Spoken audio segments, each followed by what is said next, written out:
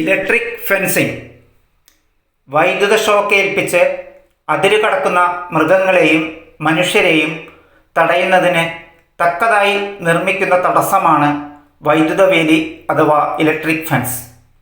ഇതിന് നൽകുന്ന വോൾട്ടത മരണത്തിന് വരെ കാരണമാകാം. കാർഷിക വേലി നിർമ്മാണത്തിനാണ് പൊതുവെ ഇത്തരം തടസ്സങ്ങൾ നിർമ്മിക്കുന്നത്. മിലിറ്ററി നിയന്ത്രിത പ്രദേശങ്ങൾ, ജയിൽ എന്നിങ്ങനെ അതീവ സുരക്ഷ ആവശ്യമായ ഇടങ്ങളെ സംരക്ഷിക്കുന്നതിനും ഇത്തരം വേലി നിർമ്മിക്കാറുണ്ട്.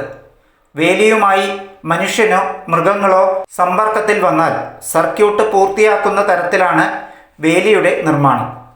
ഇതിലെ പവർ എനർജൈസർ എന്ന ഘടകം കുറഞ്ഞ സമയത്തേക്ക് ഉന്നത വോൾട്ടതയുടെ ഒരു പൾസ് ഉണ്ടാക്കുന്നു. ഇത് 1 സെക്കൻഡ് നേരത്തേക്കുള്ള ഷോക്ക് നൽകുന്നു. വോൾട്ട്, സമ്പർക്കത്തിൻ്റെ തോത്, ശരീരത്തിൽ കൂടി വൈദ്യുതി കടന്നു പോകുന്ന പാത തുടങ്ങിയ ഘടകങ്ങളെ ആശ്രയിച്ചാണ് ഇലക്ട്രിക് ഷോക്കിൻ്റെ തീവ്രത അനുഭവപ്പെടുന്നത്. ഷോക്കേറ്റാൽ അസുഖകരമായ പ്രതികരണം മുതൽ മരണം വരെ ഉണ്ടാകാം.